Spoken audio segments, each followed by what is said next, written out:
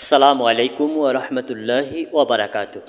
সুপ্রিয় দর্শক শ্রোতা, আলোকিত জীবনে স্বাগত জানাচ্ছি। আশা করি আল্লাহ তাআলার রহমতে সকলে ভালো আছেন। আজকে আমাদের আলোচ্য বিষয় হাজরে আসওয়াদ। চলুন তবে কথা না বাড়িয়ে আমরা আলোচনা শুরু করি। হাজরে আসওয়াদ কাবা শরীফের এক কোণে জড়ানো একটি পাথর হাজরে আসওয়াদ। এ কোণটিকে রুকনে হাজরে আসওয়াদও বলা হয়।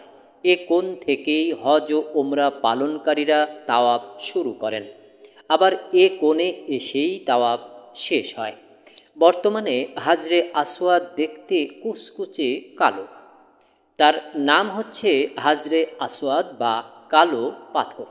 কিন্তু একটি কথা বহুল প্রচলিত যে হাজরে আসওয়াদ প্রথমে ধবধবে সাদা ছিল।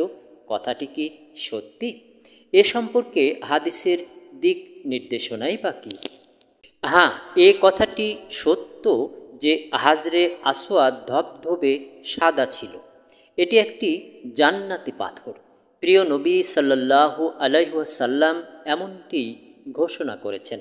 হাদিসে পাকে এসেছে, হজরত ইবনে আব্বাস রাদিয়াল্লাহু আনহু বর্ণনা করেছেন, রাসূলুল্লাহ সাল্লাল্লাহু আলাইহি ওয়াসাল্লাম বলেছেন, হাজরে আসওয়াদ জান্নাত থেকে এমন অবস্থায় অবতীর্ণ হয়েছিল যখন এটি দুধ হতেও বেশি সাদা ছিল, কিন্তু এটিকে আদম সন্তানের গুনাহ এমন কালো করে দিয়েছে।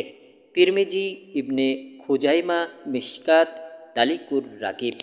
হাজরে আসওয়াদ একটি আলোকপ্রভা উজ্জ্বল পাথর ছিল, যার আলোকে নিষ্প্রভ করে দেওয়া হয়েছে।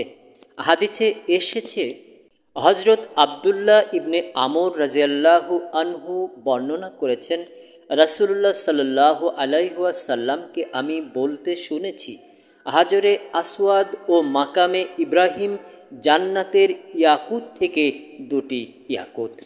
আল্লাহ তাআলা এই দুটির আলোক প্রভা নিষ্প্রভ করে দিয়েছেন।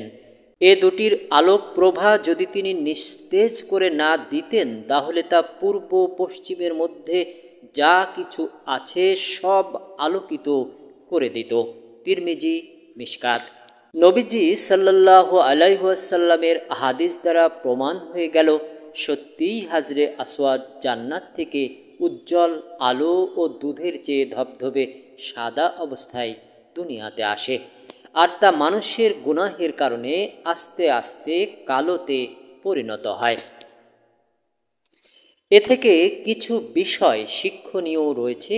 তা হলো, এক নম্বর, পাপের প্রভাবে কঠিন শক্ত বস্তুও কালো হয়ে যায়। এ পাপের প্রভাব যদি কোনো কোমল মনের উপরে পড়ে, তবে তা পাথরের চেয়েও তাড়াতাড়ি মানুষের হৃদয়কে কলুষিত করে তুলতে পারে। সুতরাং পাপ থেকে বিরত থাকা জরুরি। ২ নম্বর, হাজরে আসওয়াদ কাবা শরীফের দক্ষিণ পূর্ব কোণে সিনা বরাবর ১.৫ মিটার উঁচুতে কাবা শরীফের দেওয়ালে রূপার বৃত্তে গাঁথা রয়েছে। এ পাথরকে হাজরে আসওয়াদ বলা হয়। এ পাথর থেকে কাবা শরীফ তাওয়াফ শুরু হয়। ৭ চক্করের মাধ্যমে এক তাওয়াফ সম্পন্ন হয়। ৩ নম্বর, নবীজি সাল্লাল্লাহু আলাইহি ওয়াসাল্লাম এ পাথরটিকে চুম্বন করায়। এটিকে চুম্বন করাও উম্মতের জন্যে সুন্নাত। সুপ্রিয় দর্শক শ্রোতা, আজকের মতো এখানেই শেষ করছি। সকলে ভালো থাকবেন এবং নিরাপদে থাকবেন। পরবর্তী ভিডিও দেখার আমন্ত্রণ জানিয়ে সকলের কাছ থেকে আজকের মতো বিদায় চাইছি। আল্লাহ হাফিজ।